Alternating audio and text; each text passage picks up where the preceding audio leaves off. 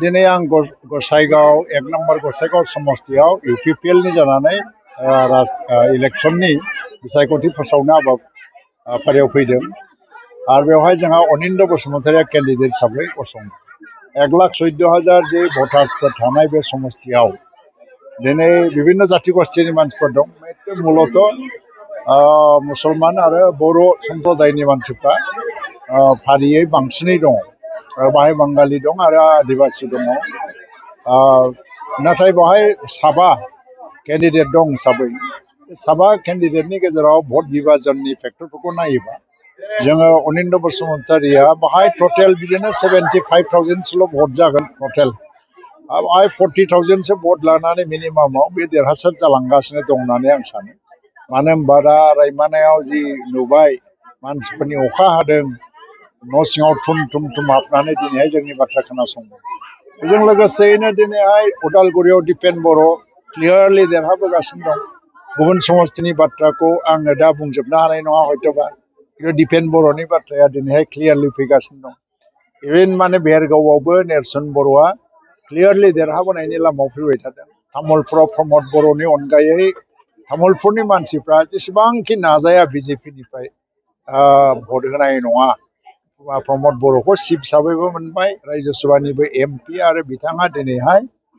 बाहाय सासे MLA जानानै आरो देरहायोबा आसामाव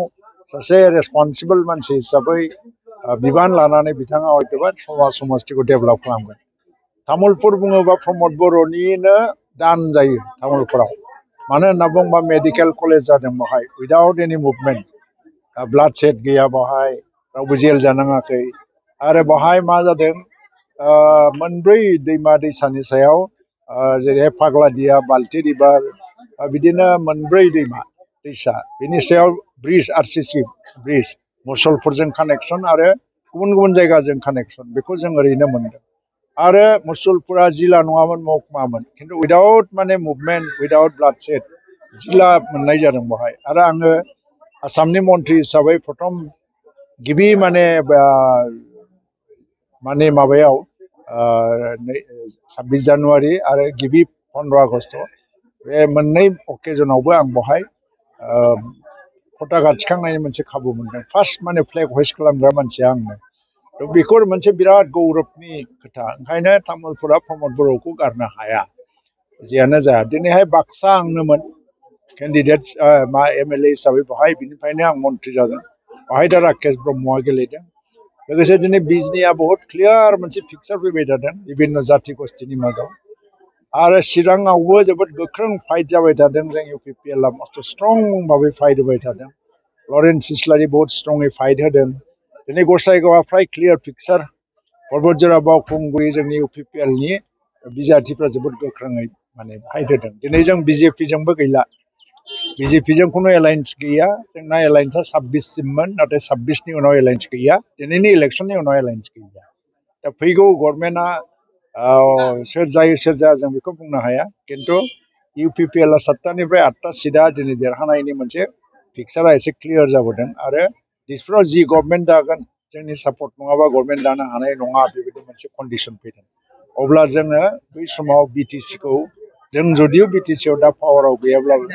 दिसपुरनिफ्रायनो BTC-खौ जोङो कन्ट्रल खालामहरबाय थागोन हाग्रा महिलारिनि गभर्नमेन्टआ जोंनि मदद नङाबानो गभर्नमेन्ट सालायनो हायै बायदि मोनसे अबस्था जों बायरायावबो गेलेदों जिहेतु जों BJP-जों एलायन्स गैया जों BJP-नि एगेन्स्टआव फाइट खालामगोन ना बबाव खालामगोन तामुलपुराव बिश्वजित दैमारिनि हेंथायै आरो गरेस्वराव आरो बेनिफ्राय जोङो माने टंलायाव आरो बेनिफ्राय ओजोंहाय बरसला आरो बेनिफ्राय जोङो ओजोंहाय गहपुर आरो बकसयगाव आरो बिजनी बाहायबो डाइरेक्ट BJP-नि एगेन्स्टआव जों फाइट खालामगोन बिसोरखौ फेजेननो थाखाय नाजागोन सेकेन्ड बाकियाव जों BPF-नि एगेन्स्टआव फाइट खालामगोन नाव BPF आरो BJP मोननैबो जोंनि थाखाय राजनैतिक भाबै शत्रु BPF-आ मा स्ल'गान होआमोन BJP हाथाव UPPL हाथाव BTC बासाव जोंथ' जेनबाय जों हाथावानो जाबाय BJP-आबो हाथाव जाबाय आरो UPPL-आबो हाथाव जाबाय खिन्थु BPF-आ 27टा सिट देरहानानैबो जेराव रावनिबो मदद नांलामोन मा खारनाव बिथांमोना बिजेपिजों एलायन्स जानानै दिनै जयेन्ट गभर्नमेन्ट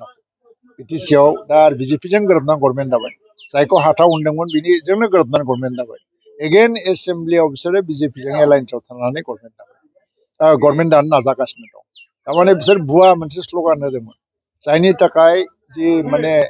धर्मीय संख्यालघु होनना बुङो जायखौ जायफ्रानाखि धोरोमनि बाङाय सुबुं सानखोनि मानसिफोर दङ बिसोरो दिनैहाय गावसोरखौ थगायजानाय बादि मोनदों खारन बिनि थाखायनो बिसोर बिपिएफनो भट होदोंमोन बिजेपि हाथाव होननायनि थाखायनो बिसोरल' नङा गुबुन गुबुन मानसिफ्राबो